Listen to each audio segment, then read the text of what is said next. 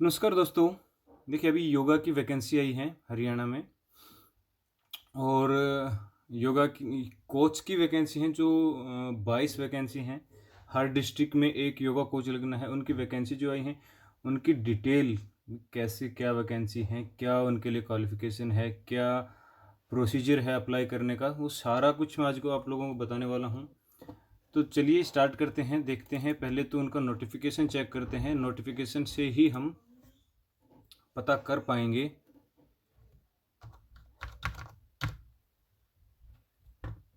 चलिए,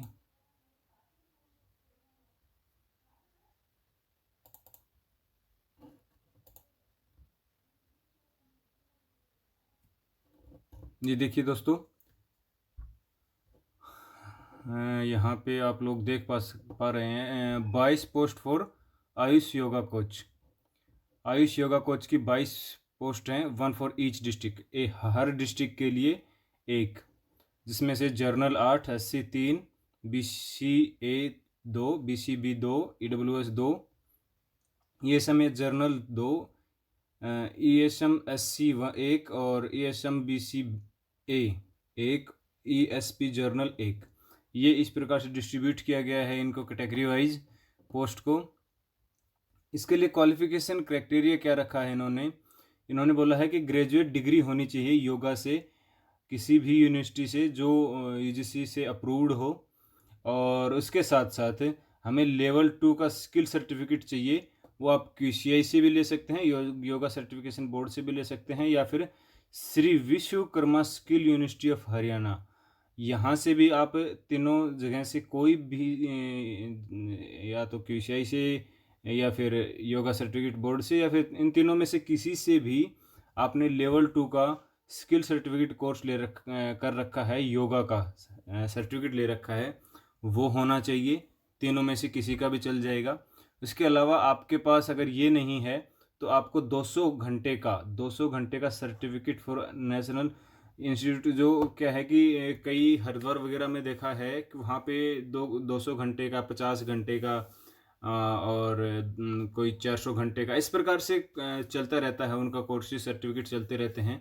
तो वहाँ से आपने अगर 400 घंटे का कोर्स सर्टिफिकेट ले रखा है, सर्टिफिकेट कर रखा है, कोर्स कर रखा है, तो वो भी इसके साथ में चल जाएगा अगर आपके पास लेवल 2 की सर्टिफिकेट नहीं है, स्किल सर्टिफिकेट नहीं है तो।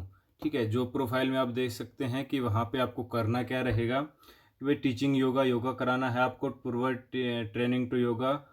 ये जो योग सहायक लगाएंगे फिर गाँव में, उनको ट्रेनिंग देनी रहेगी आप लोगों को। और उसके साथ साथ योगा प्रैक्टिस एट योगशालाओं में और व्यायामशालाएँ जो हैं उनमें आपको योगा प्रैक्टिस करवानी रहेगी। Participate in public health program, national program जो होंगे इनके, उनमें डिस्ट्रिक्ट डायरेक्टर के रूप में आपको जाना, डायरेक्टर के एज डायरेक्टेड। ओके, कह रहा है कि जिस प्रकार से पब्लिक हेल्थ प्रोग्राम या नेशनल प्रोग्राम होंगे जो डायरेक्ट किए जाएंगे, यानी कि संचालित किए जाएंगे डिस्ट्रिक्ट आयुष ऑफिसर के द्वारा, उनमें आपको पार्टिसिपेट करना रहेगा। ठीक है, submission of activity report of district AYUSH officer, district का आयुष ऑफिसर है उसको आपको एक्टिविटी रिपोर्ट जो है वो सबमिट करनी रहेंगी ये। और any other duties assigned from time to time, कह रहा है कि कोई और ड्यूटी जो डिस्ट्रिक्ट आयुष ऑफिसर आपको असाइन करेगा समय समय पर, वो आपको करनी रहेंगी। ये आपकी जॉब प्रोफाइल रहेगी, ये आपका काम क्या रहेगा। उसके बाद चलते हैं उम्र के ऊपर। इसमें एज लिमिट कर रखी है 21 से 42। ठीक है, ये काउंट की जाएगी 1 जुलाई 2021 से। रिलैक्सेशन जो है एज लिमिट का, वो इसमें आप पढ़ सकते हैं। Age limit will be applicable as per Haryana government के जो इंस्ट्रक्शन हैं उनके हिसाब से ही इसमें एज रिलैक्सेशन दिया जाएगा। ठीक है, पे स्केल इसमें क्या है, 19,900 है, जो कि DC रेट के ऊपर डिपेंड करेगा। DC रेट जो होता है उसके अकॉर्डिंग चलेगा। ठीक है, और फीस डिटेल इसमें अप्लाई करने की कोई फ़ीस नहीं है। और इसके बाद ये कुछ इंस्ट्रक्शंस हैं, इंस्ट्रक्शंस में ज़्यादा डीपली पढ़ने की ज़रूरत नहीं है, मैं वैसे ही मैंने पढ़ा है वैसे ही मैं बता दूंगा इसमें क्या कुछ है। अब डायरेक्ट फॉर्म के ऊपर चलते हैं। देखिए, क्योंकि फॉर्म अप्लाई जैसे ही भरवाना बताऊंगा भरने के बारे में, तो मैं आप लोगों को वो इंस्ट्रक्शन देता रहूँगा साथ में। तो चलिए स्टार्ट करते हैं। Applied for the post of, इसमें आपको क्या भरना है? Applied for the post for, ये यहाँ से देख सकते हैं, आयुष योगा कोच। आयुष योगा कोच इसमें लिखना है हमें, applied for the post of Ayush yoga coach. यहाँ पे अपनी फ़ोटो पेस्ट करनी है। उसके नीचे जैसे ही हम जाते हैं तो नेम ऑफ़ द कैंडिडेट, अपना नाम डालना है जो हमारा आधार कार्ड में है, वही नाम इसमें हम भर देंगे। फादर्स नेम, पिता का नाम डालना है। मदर नेम, माता का नाम। यहाँ पे अपना जेंडर मेल फीमेल मेंशन करना है। उसके बाद हमारा मैरिटल स्टेटस, मैरिड हैं या सिंगल हैं, वो हमें यहाँ पे भरना है। स्पाउस नेम, यहाँ पे आपका पति पत्नी का नाम, अगर आप की शादी हुई है, मैरिड हैं आप, और तो आप अपने पति या पत्नी का नाम यहाँ पे डालेंगे। उसके बाद हमारी कैटेगरी आती है कि हम कौन सी कैटेगरी से बिलोंग करते हैं। जैसे कि जर्नल से हैं, जो जर्नल से हैं वो जर्नल यहाँ पे भर देंगे। जो एससी से हैं वो एससी भर देंगे। बीसीए से बीसीए वाले बीसीए भर देंगे। वो आप सभी की अपनी अपनी कैटेगरी है। उसके बाद आपको अपनी डेट ऑफ बर्थ यहाँ पे डालनी है। उसके साथ साथ आप एज कैलकुलेटर से 1/7/2021 को आपकी उम्र कितनी है वो निकालनी है। कितने साल के हो गए, कितने महीने के हो गए और आप कितने दिन के हो गए, वो यहाँ पे आपको डालना रहेगा। उसके बाद में आता है परमानेंट एड्रेस। परमानेंट एड्रेस में हमें अपना जो एड्रेस है, जैसे कि कोई गांव से बिलोंग करता है, कोई शहर से बिलोंग करता है, वो उसके अकॉर्डिंग परमानेंट एड्रेस आप अपना सब जानते हैं। विद पिन कोड के साथ यहाँ पे आपको डालना रहेगा। और कॉरेस्पॉन्डेंस एड्रेस, इसमें भी आप वो सेम भर सकते हैं जो आपने ऊपर भरा। अगर आपका रहने का और परमानेंट एड्रेस, मान लीजिए आप हरियाणा के भिवानी से हैं, भिवानी शहर से हैं, और आप जाके पानीपत रह रहे हैं, तो आपका कॉरस्पॉन्डेंस एड्रेस जो हो जाएगा वो पानीपत का हो जाएगा। परमानेंट एड्रेस आपका भिवानी का हो जाएगा, क्योंकि आप बिलोंग भिवानी से करते हैं, वो आपका परमानेंट एड्रेस हो जाएगा। आप जॉब वहाँ कर रहे हैं पानीपत जाके, तो आपका वो पानीपत वाला कॉरस्पॉन्डेंट एड्रेस हो जाएगा। मतलब 2 एड्रेस आपके हो जाते हैं ना उस समय, तो उसके लिए 2 ऑप्शन दिए जाते हैं। हर फॉर्म में आपको ये मिल जाता है। उसके बाद मोबाइल नंबर और फ़ोन नंबर। देखिए, मोबाइल नंबर और फ़ोन नंबर आपको बहुत ही बारीकी से सोच समझ के डालना है, क्योंकि इसके बाद जो भी नोटिफिकेशन आएगी वो आपको ईमेल आईडी और मोबाइल नंबर के ऊपर ही सूचित किया जाएगा। आप लोगों को फॉर्म भरने के बाद जो भी आपका प्रोसीजर होगा, उस प्रोसीजर के बारे में यहाँ पे मेंशन भी किया हुआ है ऊपर कि एप्लीकेशन में, देखिए यहाँ पे लिखा हुआ है, intimated on mobile number email ID provided by the application, Therefore, applicants are advised to produce a valid email ID and, कह रहा है कि मतलब आपको अपनी ईमेल आईडी वैलिड डालनी है और आपका वैलिड मोबाइल नंबर डालना है।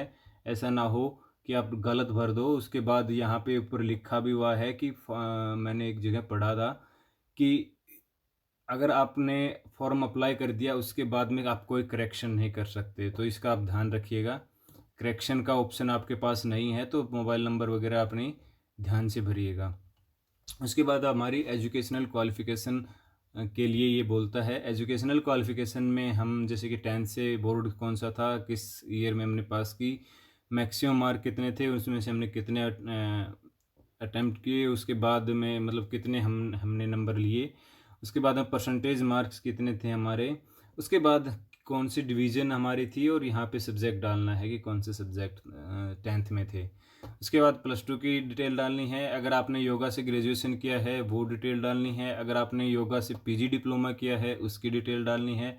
अगर आपने पीजी डिग्री योगा से की है तो उसकी डिटेल डालनी है। अगर आपने पीएचडी भी योगा से कर रखी है तो वो भी डिटेल आपको यहाँ पे डालनी है। उसके बाद आता है has work as sports department Haryana as yoga coach. ये बोल रहा है कि क्या आपने पहले कभी स्पोर्ट्स डिपार्टमेंट हरियाणा के तहत योगा कोच का जॉब पहले किया है। ये उन लोगों के लिए है जो पहले लगे हुए थे, उनको ये बोल के हटा दिया था कि आपका कॉन्ट्रैक्ट ख़त्म हो चुका है, तो उन लोगों के लिए ये कॉलम स्पेशल दिया गया है। और उन लोगों के लिए जो है स्पेशल नीचे लिखा भी हुआ है, उनको वेटेज दिया जाएगा। इसमें मैं आपको दिखाता हूँ, एक second, case multiple diploma, okay. Weightage will be given to the candidate who work as yoga coach in sport department per duration of their experience.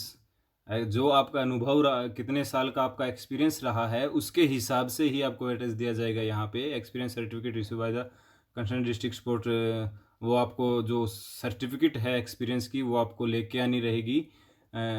जो आपने काम किया है उसमें, तो उसका जो एक्सपीरियंस सर्टिफिकेट है वो आपको लेके आना रहेगा। और आपको एक परफॉर्मा जो एक्सपीरियंस परफॉर्मा है वो भी आपको डाउनलोड करके भरना पड़ेगा आपको। जो जो पहले काम कर चुके हैं इस डिपार्टमेंट में, इस जॉब के ऊपर पहले काम कर चुके हैं, और जो जिनका जो है ड्यूरेशन ख़त्म हो गया था, उनको वेटेज दिया जाएगा। उनके लिए ये कॉलम स्पेशली दिया गया है। तो जो पहले जो लोग थे, काम कर रहे थे, वो पहले सेलेक्ट किए जाएंगे, उनको मार्किंग एक्स्ट्रा दी जाएगी जो उनका सिलेक्शन क्राइटेरिया रहेगा उसमें।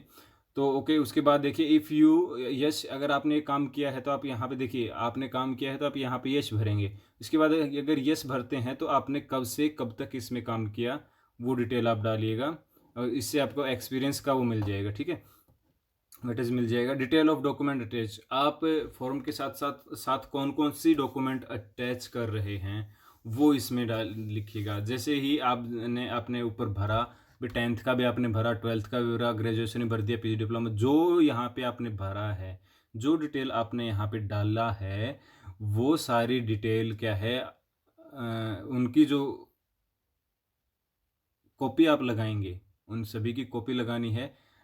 सेल्फ अटेस्टेड कॉपी लगानी है।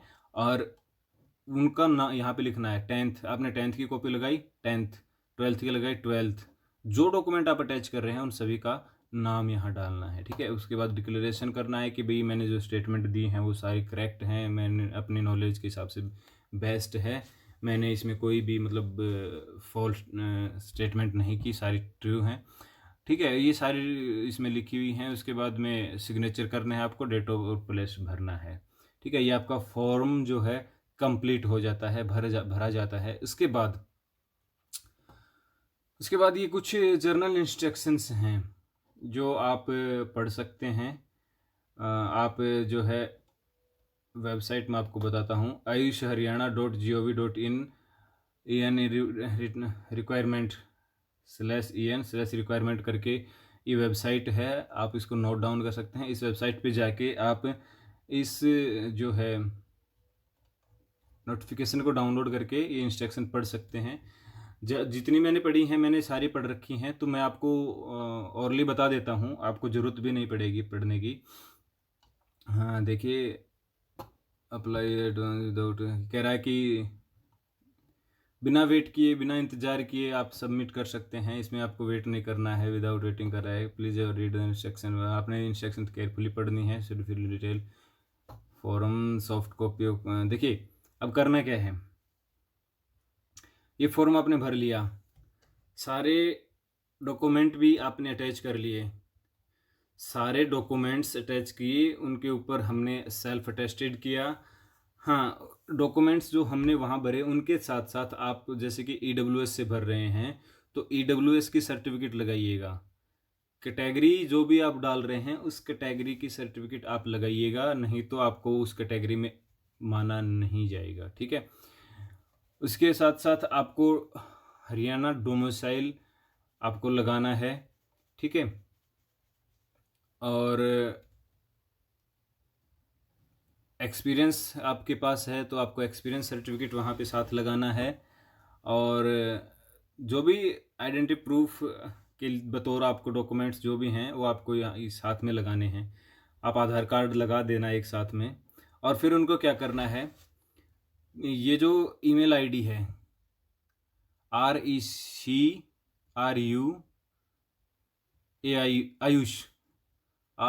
ये रिक्वायरमेंट पूरा नहीं लिख के स्टार्टिंग के कुछ वर्ड्स लिख रखे हैं, ayush@gmail.com। इस मेल आईडी के ऊपर आपको अपना पूरा फॉर्म भेजना है 16 तारीख तक, 16 अगस्त तक आपको अपना पूरा फॉर्म। अब भेजेंगे कैसे, आप पूरे फॉर्म को 1 by 1 अडोब स्कैनर के नाम से एक ऐप आता है, वो आपका PDF बना देगा, पूरा अच्छे से स्कैन करके अच्छे से उनको डॉक्यूमेंट्स को आपका स्कैन कर देगा और उनकी एक PDF बना देगा। वो PDF कंप्लीट आप इस मेल आईडी के ऊपर मेल कर दीजिए।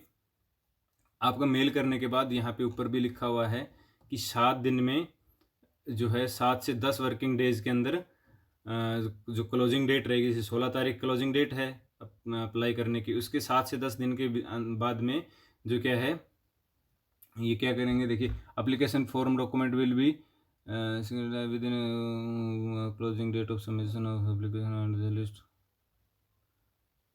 ये 7 से 10 दिन के बाद में जो है अपलोड कर देंगे डिपार्टमेंटल वेबसाइट के ऊपर आपकी डिटेल, कहाँ पे, डिपार्टमेंटल वेबसाइट के ऊपर, और फिर वहाँ पे अप्रूवल देगा वहाँ से चेयरमैन, और इसके बाद में वो अपना प्रोसेस करेंगे।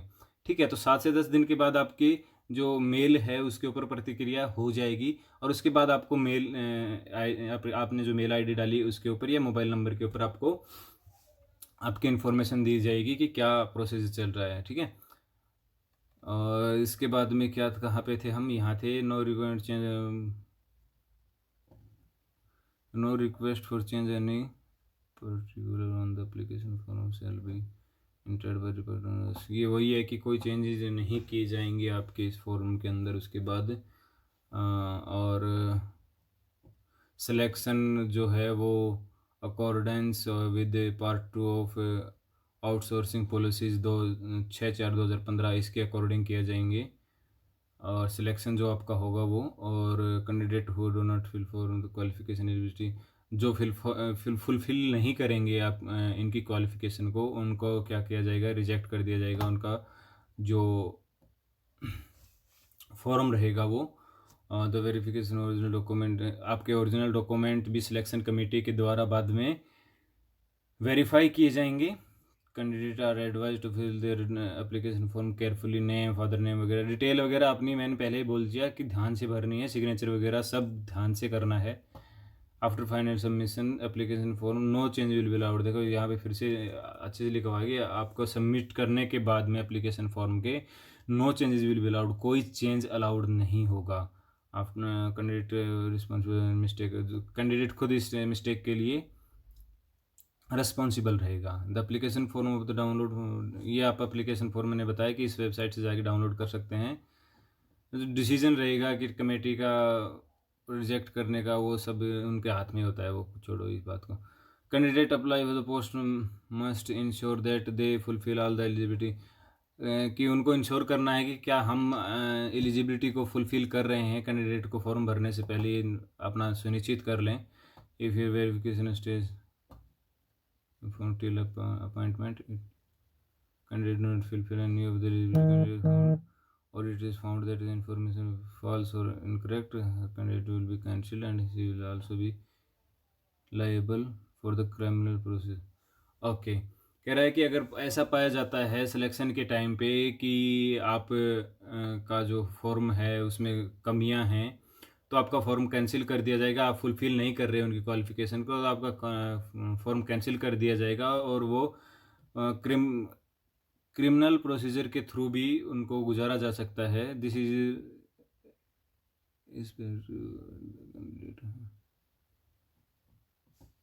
खास नहीं है। चलो उसके बाद चलते हैं, कैंडिडेट बिलोंग कैटेगरी के लिए बताया गया है यहाँ पे। आइडेंटिटी प्रूफ आपको साथ देना है यहाँ पे। Selection committee revise the right of call upon the candidate personal copy of application attach document, original certificate of photocopy self attested certificate along with the photo. ये वही है कि सेल्फ अटेस्टेड होना चाहिए, और साथ में आपका कोई भी एक आईडी प्रूफ होना चाहिए जिसमें आपकी फ़ोटो लगी हुई हो। Aadhaar card, PAN card, voter card जो है वो सब चलेगा, कोई दिक्कत नहीं है, वो आपको साथ लगाना है।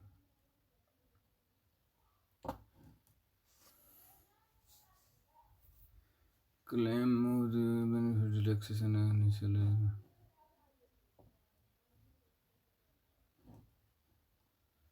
तो ये बहुत सारी, इसमें और कोई मेजर इन्फॉर्मेशन नहीं है इसके अंदर, और आप पढ़ना चाहें तो जनरल इंस्ट्रक्शन पढ़ सकते हैं वेबसाइट के ऊपर डाउनलोड करके इस फॉर्म को। और चलिए दोस्तों, वीडियो का समापन करते हैं। थैंक यू, आप मेरे साथ बने रहे इतनी देर, आपने समय दिया, उसके लिए भी बहुत बहुत धन्यवाद आपका।